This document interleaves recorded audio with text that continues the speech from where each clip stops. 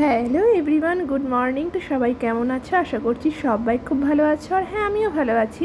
তো আজ হচ্ছে শনিবার, হ্যাঁ, আজ কিন্তু গণেশ চতুর্থী। তো সবাইকে গণেশ চতুর্থীর অনেক অনেক শুভেচ্ছা। তো দেখো, সকাল সকাল কিন্তু ভ্লগটা স্টার্ট করে দিলাম। তোমার দাদাভাই কিন্তু গতকাল নাইটে গেছিলো, মানে শুক্রবার দিনকার কথা বলছি, শুক্রবার নাইটে গেছিলো। তো সকাল সকাল দেখো, শনিবার আজ বাড়িতেও চলে এসছে। তো এসেই দেখো ব্যালকনিতে আসলো, ব্যালকনিতে এসে এসির ওখানে একটু দেখছিল, কারণ ওপরের ফ্লোর থেকে একটু তোমার দেওয়ালের থেকে একটু জল হচ্ছিলো, লিকেজ হচ্ছিলো, ওই জন্য ওইটা আর কি দেখলো যে কোনো সমস্যা হচ্ছে কিনা এসির ওখানে। তো এসির গায়ে লাগছে না, কিন্তু তারপরেও একটু দেখে নিল। যাই হোক, তারপরে দেখো মিক্সচার মেশিনটা নিয়েও বসে গেছে। দেখো, বাড়িতে আসলেই হাজার একটা কাজ লেগেই থাকে, আর কাজ থাকলে মাথায় ঘুম কিন্তু আসে না, মানে কাজের টেনশানে ঘুমও আসতে চায় না। মনে হয় কখন এগুলো ঠিক করে দেবো, কারণ এগুলো প্রত্যেকটাই খুবই এসেনশিয়াল। মিক্সচার মেশিন তো সব সময় লাগে সব কিছুতে, সোনার খাবার থেকে শুরু করে রান্নাবান্না সব কিছুতেই। ওই জন্য সকাল সকাল ওটা নিয়েই বসে গেছে, ওটা ঠিক করে নিল। তারপর দেখো অনেকটা কাজ কিন্তু আমি সেরে ফেলেছি। মানে বললাম না আজকে গণেশ চতুর্থী, তো আমাদের কোয়ার্টারের কমিউনিটি রুমে কিন্তু পুজো হয় বেশ প্রথম, মানে একদম কোয়ার্টার শুরু থেকেই পুজো হয়। তো আগে ছোটো করে হতো, এখন কিন্তু বেশ বড় করেই হয়, তোমাদের সঙ্গে তো শেয়ার করেছি শর্টসে। তো দেখো, সকাল সকাল ঘরের সব কাজ ছেড়ে নিয়েছি। রান্নাবান্না বলতে তোমার দাদাভাইকে দিয়েছিলাম, আর সোনাকেও খাইয়ে নিয়েছি, সোনাকে স্নান করিয়েছি, আমি স্নান করেছি, আমি কিছু খাইনি। আমি ভাবলাম যে ঠাকুরের ওখানে ভোগটা দিয়ে আসি, তারপরে ঘরে এসেই খাবো। তো ঘর মুছে টুছে সব কিছুর কাজ সেরেই কিন্তু মোটামুটি চলে এসেছি সোনাকে নিয়ে। তোমার দাদাভাই আমরা তিনজনেই চলে এসেছি পুজোর এখানে। তো ঠাকুরকে একটু ভোগও দিয়ে দিলাম, আর প্রণামও করে দিলাম, কিন্তু বেশিক্ষণ থাকতে পারিনি, এই আর কি ব্যাপার। কারণ সোনাকে নিয়ে এখানে বেশিক্ষণ থাকলে খাওয়ানো দেরি হয়ে যেত, আর ঘরের টুকটাক কাজও ছিল, এই কারণে আর কি বেশিক্ষণ থাকতে পারিনি। তো দেখো, সোনাকে নিয়ে প্রণাম করছি। সোনা কোল থেকে নামতেই চাইছিল না, প্রথমে ওর বাবার কোলেই ছিল, পরে ভাবলাম যে যাই, সোনাকে নিয়েই সব, মানে তোমার ওর হাত দিয়েই আর কি প্রণামী দিয়েছিলাম, মানে প্রণামী বাক্সে আর কি দক্ষিণা, আর হচ্ছে একটু ঠাকুরের আশীর্বাদ নিয়ে নিলাম। তো দেখো, বেশ সুন্দর করে কিন্তু সাজিয়েছে, আর বেশ মানে 2 দিন খুব ভালোভাবে, মানে ভালো মতনই আর কি, কী বলবো, অনুষ্ঠানটা হয়েছে। তো দেখো, এখানে আমি আর সোনা একটু দাঁড়িয়ে ছবি তুলবো বললাম, তোমার দাদাভাইকে বললাম একটু আসো, এসে আমাদের দুজনের একটু ছবি তুলে দাও। যদিও এবছর আর বেশিক্ষণ থাকতে পারিনি, কারণ তোমার দাদাভাই পরপর নাইট চলছিল বলে রাতেও বেশি থাকা হয়নি, আর দিনের বেলাতেও যে খুব ছিলাম তাও না।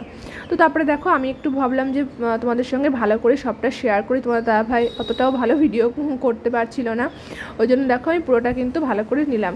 তো দেখছো যে ঠাকুরের কিন্তু এখনও, মানে চক্ষুদান যেটা বলে সেটা কিন্তু হয়নি, ওই জন্য চোখে এখনও কাপড় দিয়ে বেঁধে রাখা আছে। আর এখানে দেখো যজ্ঞের আয়োজন করা হয়েছে, তো বেশ ভালোই লাগে, তাই না বলো? আর আমাদের ওখানে কিন্তু গণেশ পুজো হয়, মানে আগে কিন্তু এতটাও বড় করে হতো না, এখন শুনি যে সব জায়গায় মোটামুটি কম বেশি ভালোই পুজো হয়, কিন্তু আমাদের ওখানে আগে টুকটাক হতো, কিন্তু এখন ইদানিং সব জায়গাতেই হয়। মেইনলি বিশেষ করে এই সাইডে তো আরও বেশি হয়, দিল্লি মুম্বাই এই সাইডে কিন্তু গণেশ পুজোর বিষয়টা আরও বেশি বড় ভাবেই হয়, অনেক জায়গাতেই হয় খুব ধুমধাম করে।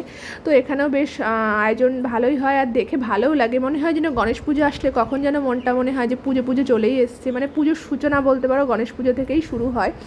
তো তারপরে দেখো, ঘরেতে এসেই তোমার দাদাভাই শুয়ে পড়েছে, তো সোনাকেও একটু খাইয়ে টাইয়ে নিয়েছি, সোনাকেও একটু ঘুম পাড়ানো আর কি, ঘুম থেকে উঠে গেছে, ঘুম পাড়িয়েছিলাম। এদিকে সোনাও দুষ্টুমি করছে, বললাম যে বাবা একটু তাকাও, আমি একটু ভিডিও করছে, আর ওর সমানে জিভ বার করে এরকম দুষ্টুমি করছে।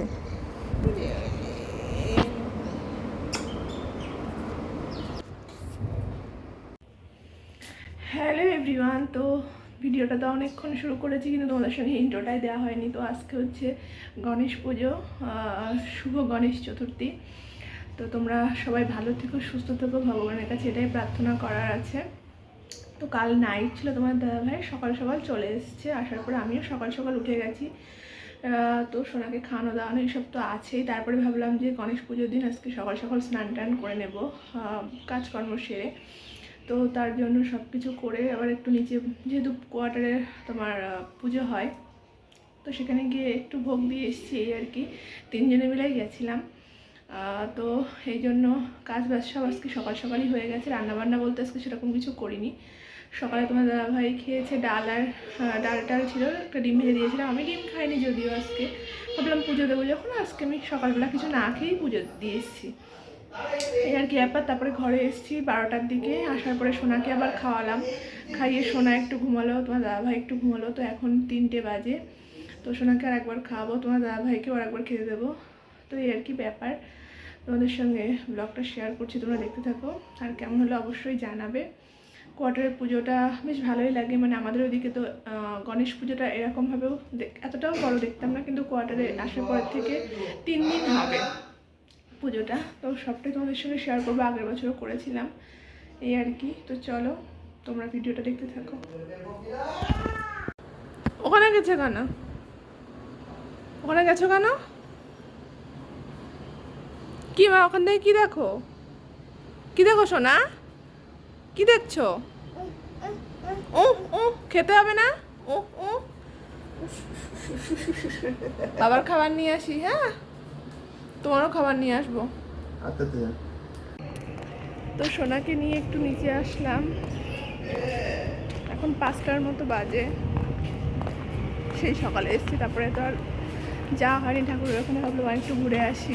তোমার দাদাভাই নাইট পড়বে কিনা এখনও ঠিক বলতে পারছি না।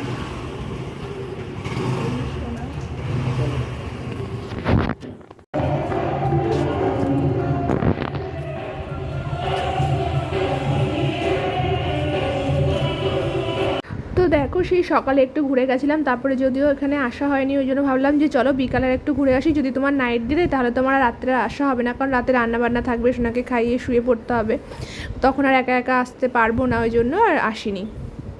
তো দেখো সোনাকে নিয়ে ভাবলাম চলো একটু ঘুরে আসি।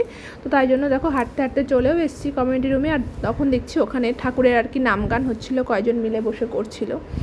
তো আর কি ওনাদের আর কি ভজন টজন কিছু একটা হবে। তো দেখো এখানে একটুখানি থাকলাম।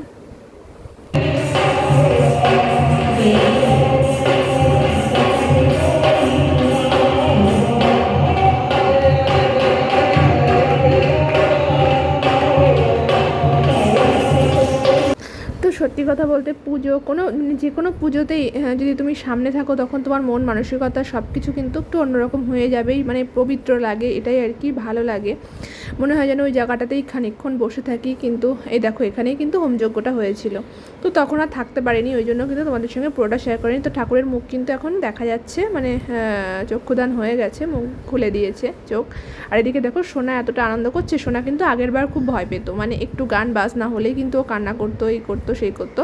কিন্তু এবারটা দেখলাম মানে ভালোভাবে বেশ চুপচাপ সেটা মানে আনন্দটা উপভোগ করলো।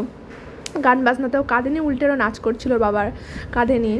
আর সোনাকে নিয়ে ওর বাবা একটু প্রণাম করে নিচ্ছি, সোনা কোলে আছে।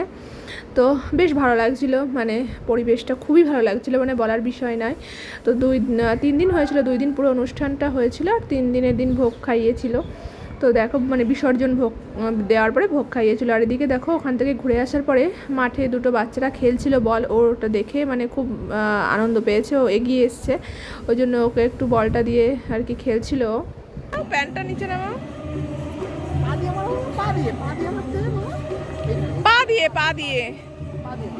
পা দিয়ে খেলে ফুটবল, তুমি একটু দিয়ে দাও।